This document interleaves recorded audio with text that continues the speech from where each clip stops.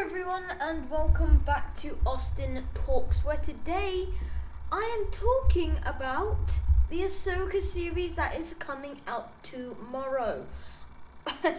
I am mega excited for this series. I can't to say that I'm not excited would just be an understatement. I've been buzzing for this show for a long time, and I'm not gonna rant over about it. I'm just gonna go right into it because I've got a lot of theories, and I really want this series to be well.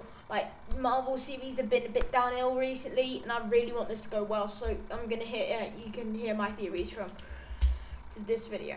Now, first of all, when does it take place? Now, this series I think will revert back and forward from the before Rebels series and then after.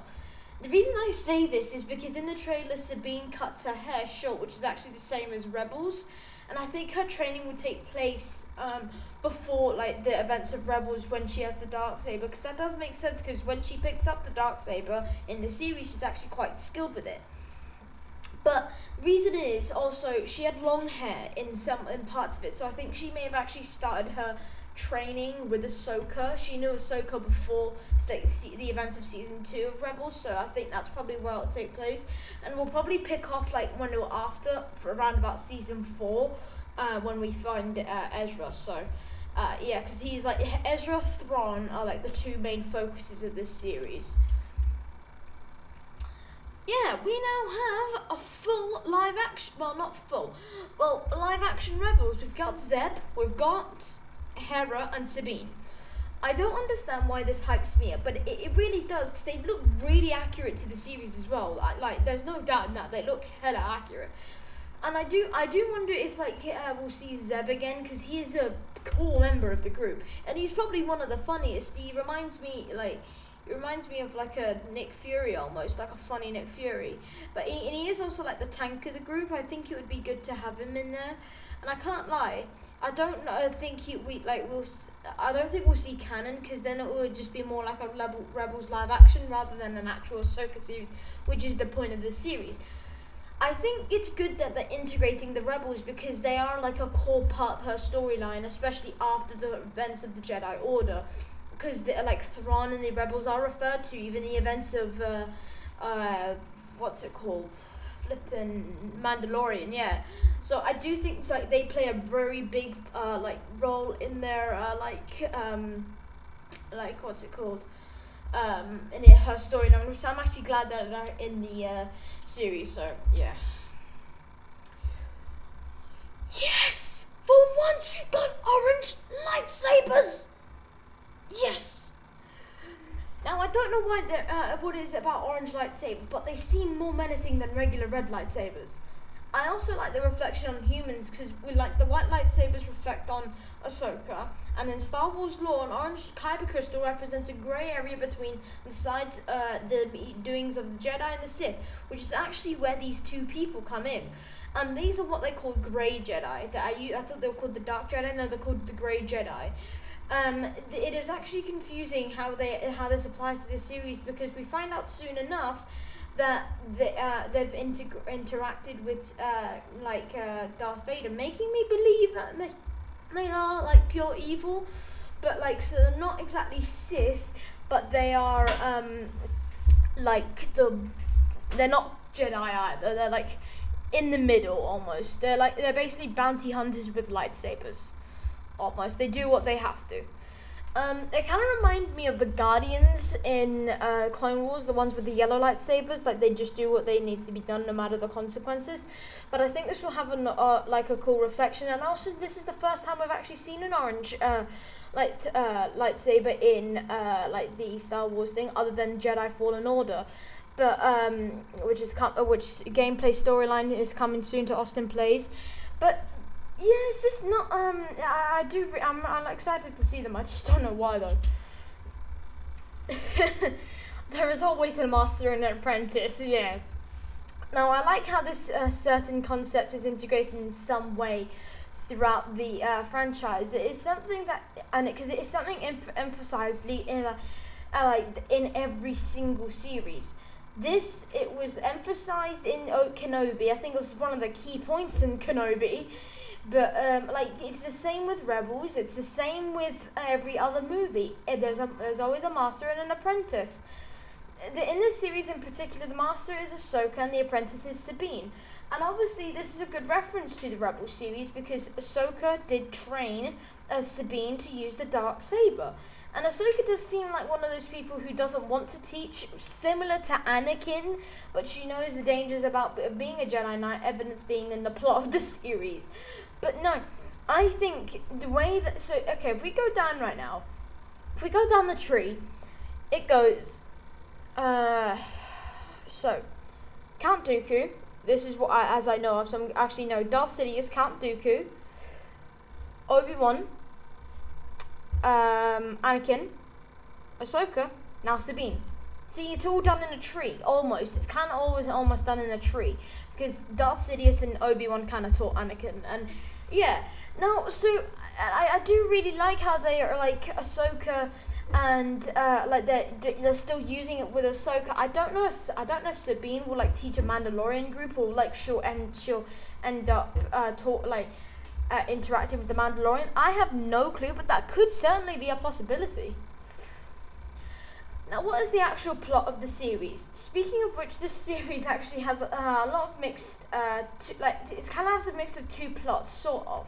It is revealed that there are two enemies, one being Thrawn, one being the Grey Jedi. So 3, kind of. I do think over time that this will change because it is revealed that Thrawn hires the Grey Jedi. This was said in the trailer that they hire them, and which may happen later on in the series, but like that will make it all come full circle. And I actually think in this picture where she's holding a lightsaber, I actually think this is their final battle of the series. But also, I like the fact that everything's going to be split apart. Like she's going to have a conflict with the Inquisitors, a conflict with the Grey Jedi, a conflict with Thrawn. Then everything is going to come full circle to Ahsoka and Thrawn. And I actually do think Thrawn may actually die in this series because she has a kind of ever-holding grudge on that character. And to be fair, it's not a surprise, to be fair. So, yeah, that is definitely a true possibility, and that is the plot. Yeah. This series, Disney Plus are integrating some of the best genres ever. This series is the series. This series is the perfect genre, and I can tell you why. Now, with the series like Kenobi, it's more Jedi nostalgia, but the series is more of an untold story of the best character in Star Wars. Well, that's in my opinion, but yeah. The series also looks like it will combine the lore of the Jedi and Clone Wars nostalgia, which is what a lot of people like, and also they'll probably do the same with Rebels. And while that is clear in the trailer, you have to think of how rich and pure the series is because of all of that.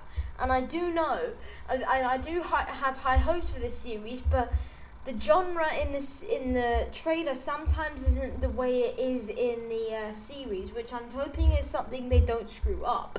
I would really like them to actually make this perfect and memorable. Make it like Mandalorian. A lot of people have kind of forgotten about Andor, probably because they're going to release season 2 soon. That will get people back on the bandwagon. But make this like Mandalorian. Make it memorable. They could really expand on Ahsoka's character. They really could. And that's why I think her character is a bit wasted in the whole Star Wars. And I'm glad she's getting her own series for right now. Yes, now, who are the Grey Jedi? Good question. Now, in this series, there are a group called the Grey Jedi, or a duo, should I say. Now, they're not defined as Sith, but they're not, but they are like former Jedi Knights, like Ahsoka, which I think may have something to do with that. They are former Jedi Knights, which I actually think may, link into what, so they'll try and manipulate Ahsoka to join them or something. The group consists of Baylan Skoll, who is played by someone who's recently passed away, may you rest in peace, and Shin, who is his apprentice. And it is clear that Baylan has crossed paths with Darth Vader, more than likely explaining his true meaning in the actual story. I think he will have been trained in some sort of way by Darth Vader or Thrawn, or in some certain way, but yeah. Now he is later hired by Thrawn and decides to take his apprentice with him, explaining the fight between Shin and Sabine, which I actually I really like. because master versus master, apprentice versus apprentice, very smart to do. And I do think this will be an actual good duo. This is because it's a part of Star Wars we've never seen before, which is what I like to see about these series. How many episodes will there be? And now I'm glad this is not a typical 6-episode series, because I think that this would not be enough to explain the amazing story of Ahsoka in this context with 6 episodes. It's just not possible. It has been confirmed that there will be 8 episodes, but 2 will be released on the same day, on the launch day, which is tomorrow, which I think will be just enough for this series. Now, based on other Star Wars series, I think this will be like very edgy and slim with the storyline, unless they pour all of the storyline into the 2 episodes, and then the rest takes place in the present, which I do think would be a good idea, because if you pour all the context storyline into the first 2 episodes, and yet you revert back to present day, that would probably give you just enough to actually carry on just keeping in the present. So have like Sabine's training in the first 2, and then have introduce the Balin's skull in like some sort of duel at the end of the episode 2, making them want to wait for the next episode. That would make a lot of sense. Just saying. Not trying to tell you how to do write a series, but that's just what I would do, because then you can you have an even amount of content for a lot of people to see. You can have you can integrate Inquisitors, and I think actually Inquisitors and Thrawn will have a lot to do with each other. They'll probably end up in the same context, if you know what I mean. They'll probably end up in the same area, the Inquisitors are working with Thrawn. And also, I'm just saying, the place that is Ahsoka is standing right now, not the background, I mean the picture, doesn't it look like a train station? I mean, I went on trains a while ago because I was on holiday, but that looks like a damn train station. I'm just saying. Oh yes, okay. Will we see Captain Rex? Like in the Kenobi series, we saw a cameo of Tamura Morrison, I'm sorry if I butchered that name, as a bearded clone, and people are wondering if Captain Rex could make an appearance in this series because of his long history with Ahsoka. Now, on the one hand, it would be nice to see him as a mentor-like figure, somewhat of Lando in The Rise of Skywalker. That'd be good. You could probably be boosted up with the hype stunt just a tad bit. But if he came back as a pure helper, then I'd rather him stick to that. Don't have him washing off to Rebels or going down the Obi-Wan Kenobi route. I'd rather him stay with Ahsoka, because in Clone Wars they basically he's been there since she started her training, and if he did appear, I would like him to somewhat be in the mix, because he did play a big part in her training and did play a big part in her storyline. So I do agree with this, and this concept that was actually released a few days ago, maybe a week ago. It's saying this is a concept art that was leaked. From this alone, I have a feeling this may be the case. He may be true. He may actually be in it, but there's revolving it around him, and there's actually integrating him right. There's 2 different ways to go around it. I'd rather him be a character who is working with her on a like Boba Fett did and Fennec Shand in Mandalorian. That'd be great. That would be the best way to integrate him, because he's a worthwhile character. Now, what is the world between worlds? This one hurts my brain, because I didn't know how this was possible in the Star Wars franchise, but yeah, here we are, I guess. The world between worlds is a mystical plane within the Force, where if you die there, you actually die in real life. So it's like a simulation, kind of. It's sometimes referred to as the Virgin Scatter. Again, makes so total sense. From promos and stuff, I think this will actually play a huge impact, and more specifically the finding of Ezra. I think Ezra may be hidden there somewhere, and this constellation thing has a lot to do with Fortnite right now, which there's speculation due to the series release there will be a Ahsoka skin in Fortnite. I'll get to that on a bit more on Austin Talks. So yeah, and I do think this will probably play the biggest impact, probably the main base setting for the series. Yeah, I think that's actually pretty cool. Because this is in the background we've never really seen. We see space battles with like peel that stuff, but like not like this, which I think is good. Sabine's character development, yes, very much so. She oh my days, from the from the promo alone, you can tell she's had amazing character development. In this series, I'm calling it now, but I'm certain she's going to have some peak-worthy character development in the series. You can already see it in this picture. You can practically already see it when she's even in the trailer. I mean, to be fair, we have never had a lot of this character development, and I think they could boost this with this character in this series. And in Rebels, rather than using the Darksaber and her Mandalorian heritage, I would rather think of her as a Jedi on the Jedi Knight side, and her friendship with Ahsoka would actually impact the storyline. And I'd rather them revolve around that part of the story, which would be very good. And I actually think that her friendship with Ahsoka being the apprentice and all that would lead to her duel with Shin, who is the other apprentice, which is actually quite convenient because that's actually well orchestrated, I must say. I mean, I have real high hopes for this series, mainly because for a load of the stuff. But if they screw it up, I'm going to be so sad. Now, who is Thrawn? I actually still don't even know who that actor is. Right. Thrawn is the General Admiral for the Empire, and at the time of the series, he's considered the heir to the Galactic Empire somehow. I don't know how their hierarchy works. I really don't.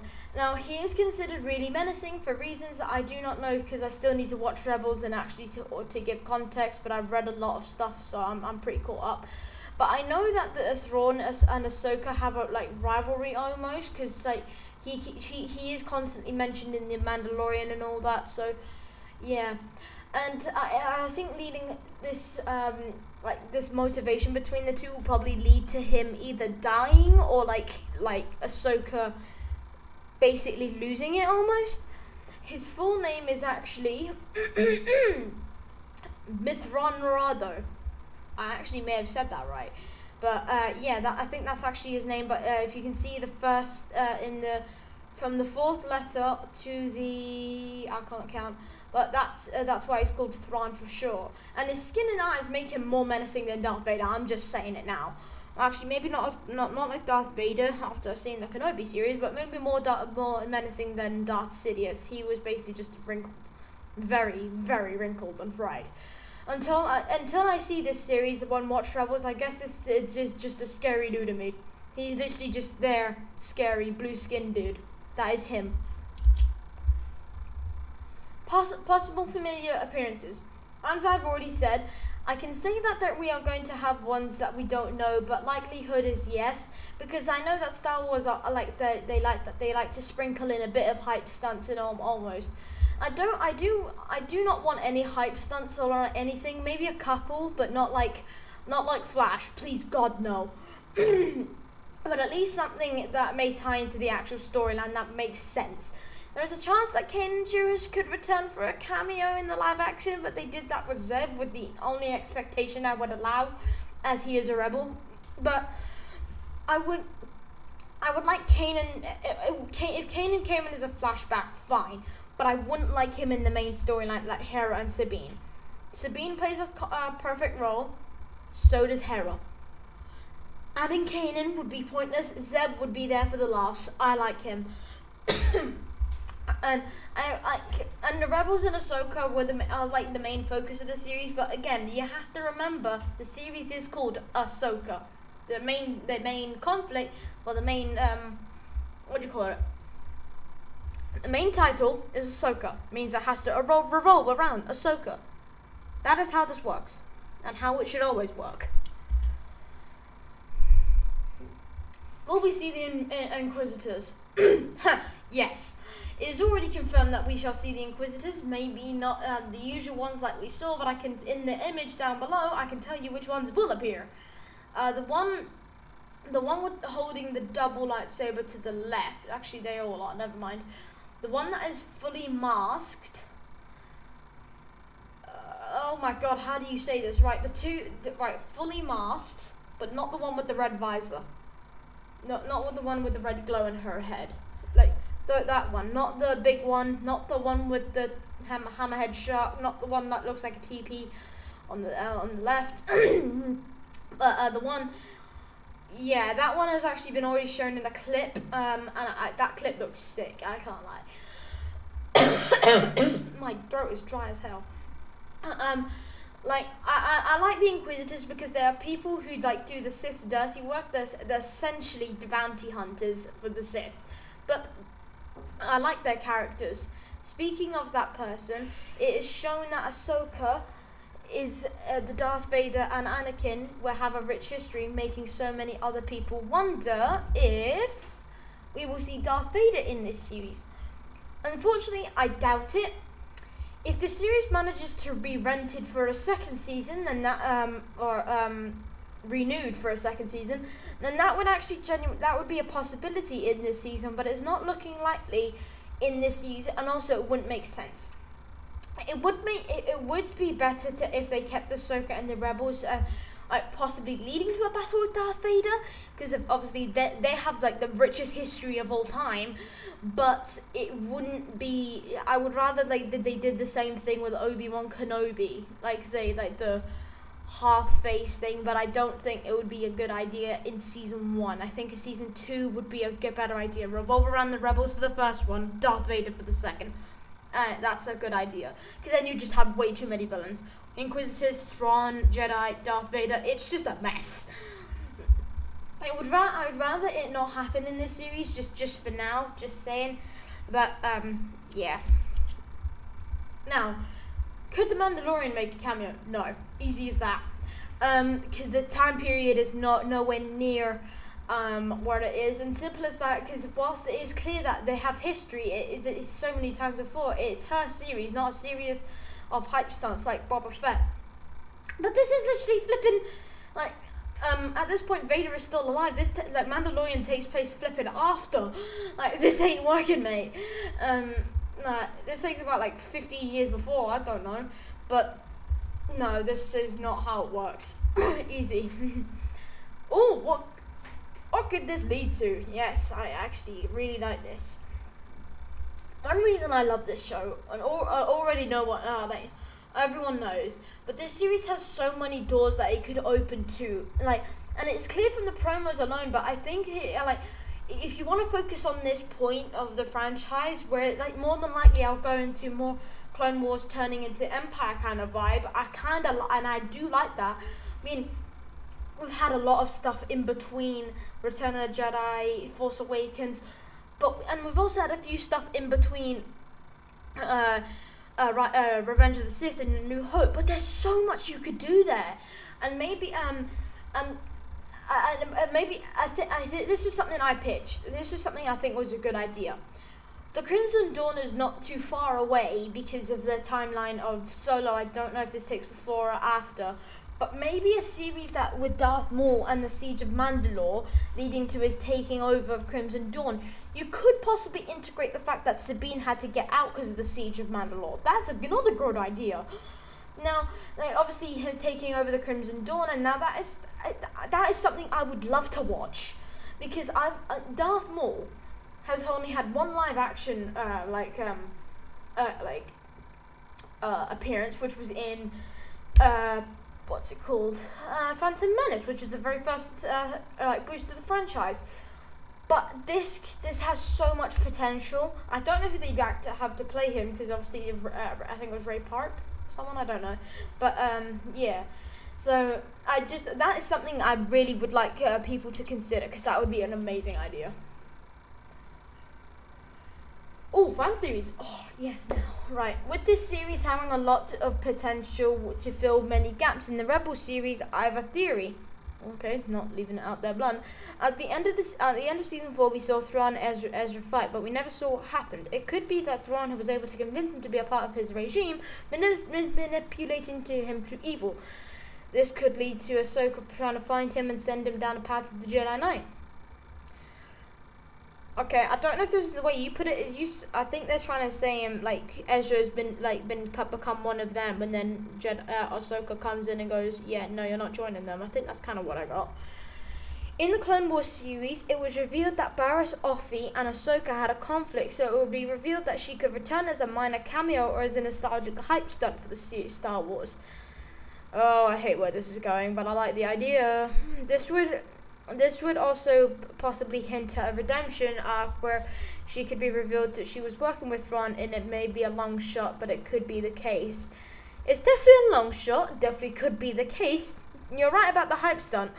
Literally everywhere in there is very true. Very, very true. From when the series takes place, it is not long after when Rogue One, which is where my crazy theory comes in. Okay, crazy theory. In the movie, there was a blind Jedi who was very skilled with his craft. It would make sense to think that Ahsoka may have trained him to become what he is. He was incredibly trained, and he wasn't a part of the Jedi Order, making a person taught externally from the Jedi Academy. Does this make sense? That is number one. I love that idea. I love that so much. Yes, now. That is number one. Thrawn and Ezra, that actually makes sense. Possibly, that's a very good possibility. Number 2, number 3 is Barriss Offee, because I don't like hype stunts. I'm sorry. Well, everyone, that'll be the end of today's video. I am so excited for this series. I love Star Wars, and I like the Ahsoka character, and obviously I'd like to see what they do with her character arc. Right, everyone. We're going to have a Barbie review up soon, because that movie is probably one of the most popular of this year. And also we're going to have a bit of a video breaking down DCEU this week. Now, they're not going to be out on the usual days that I said, but because I have had a lot going on for Austin Plays, Austin Talks. I've had so much going on, I literally couldn't keep my head eyes open. But I'm trying my best, honestly, but those will come out next week before next week's videos, which are planned already. Right, everyone, I hope you all have a great day, and I'll see you all in the next one. Bye!